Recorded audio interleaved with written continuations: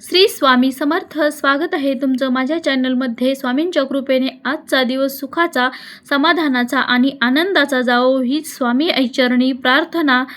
आजच्या हा व्हिडिओमध्ये तुम्हाला समजलंच असेल की गुरुचरित्राचा हा अध्याय फक्त मनात इच्छा ठेवून फक्त 3 दिवस वाचायचा आहे आणि मग आपल्या आयुष्यात कसे बदल होते ते बघायचं आहे. आपल्या प्रत्येकाच्या आपल्या घरात मनात अनेक प्रकारच्या इच्छा असतात. काही इच्छा खूप दिवसापासून अपूर्ण असतात, तर काही संकटामुळे आपण पूर्णपणे हताश झालेलो असतो. पण तुम्हाला माहीत आहे का की गुरुचरित्रामध्ये आपला प्रत्येक समस्येचं निवारण हे दडलेलं आहे. तर आजच्या खास व्हिडिओमध्ये आपण गुरुचरित्रातील अशा एका अत्यंत प्रभावशाली अध्यायाबद्दल आपण बोलणार आहोत, जो मनात इच्छा ठेवून फक्त 3 दिवस श्रद्धेने सातत्याने वाचल्याने तुमचं आयुष्य बदलू शकते. हा अध्याय कोणता आहे, तो कसा वाचावा हे आपण सविस्तर अगदी सोप्या आणि साध्या भाषेत आपण आज बघणार आहोत.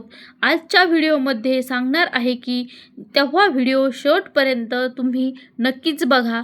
तर श्री गुरुचरित्र हा केवळ ग्रंथ नाही, तर तो साक्षात श्री दत्तगुरूंचा कल्पवृक्ष आहे. यामध्ये श्री दत्तात्रेयांचा अवतार म्हणजे श्रीपाद, श्री वल्लभ आणि नृसिंह सरस्वती यांच्या दिव्य लीलांचे वर्णन केलेले आहे.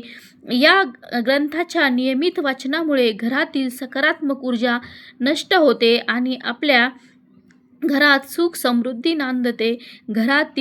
ग्रंथातील प्रत्येक ओवी मंत्रासारखीही आपल्यावर जादू करते. जेव्हा आपण अनेक अडचणीत असतो आणि आपल्याला कोणताही मार्ग दिसत नसतो, तेव्हा गुरुचरित्राचा आश्रय घेतल्यास स्वामी स्वतः आपल्या पाठीशी उभे राहतात. आता मुख्य प्रश्न मनात येतो की मनात इच्छा ठेवून आपल्याला नक्की कोणता अध्याय वाचायचा आहे. तर भक्तांनो, श्री गुरुचरित्रातील अध्याय 14वा, हा 14वा अध्याय अत्यंत चमत्कारी आणि संकट निवारण करणारा मानला जातो. या अध्यायात विप्राला मिळालेल्या जीवनदानाची आणि गुरुमाऊलींच्या अगाध कृपेची कथा आहे. हा अध्याय तुमच्या मनातील इच्छा पूर्ण करतो, भीती दूर करतो, रखडलेली कामे मार्गी लावतो आणि अशक्य वाटणाऱ्या गोष्टीही शक्य वाटू लागतात. तुम्हाला नोकरी, व्यवसाय आणि आरोग्य किंवा पैशांसंबंधित कोणताही गंभीर समस्या असेल, तर तुम्ही हा 14वा अध्यायाचे पठण करायचे आहे. हा अध्याय अगदी रामबाण उपाय आहे. तुम्ही ही सेवा कोणत्याही शुभ दिवसापासून सुरू करू शकता, म्हणजेच गुरुवार किंवा एकादशीपासून सुरू करू शकता. सकाळी किंवा संध्याकाळी एकाच वेळेला ठराविक वेळी वाचनाला बसावे. देवघरासमोर बसून अगरबत्ती लावावी, दिवा लावावा.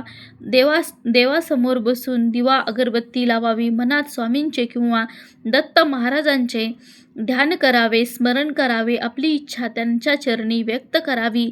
पहिल्या दिवशी आपल्याला हातात थोडे पाने घेऊन मी माझ्या या इच्छेसाठी 3 दिवस श्री गुरुचरित्राच्या 14व्या अध्यायाचे पठण करत आहे असा संकल्प करायचा आहे. पाणी हळूहळू जमिनीवर सोडायचे आहे आणि नंतर मग आपल्याला सलग 3 दिवस रोज एकदा किंवा शक्य असल्यास रोज 3 वेळा 14व्या या पवित्र अध्यायाचे आपल्याला पठण करायचे आहे. शांत चित्ताने वाचन करायचे आहे.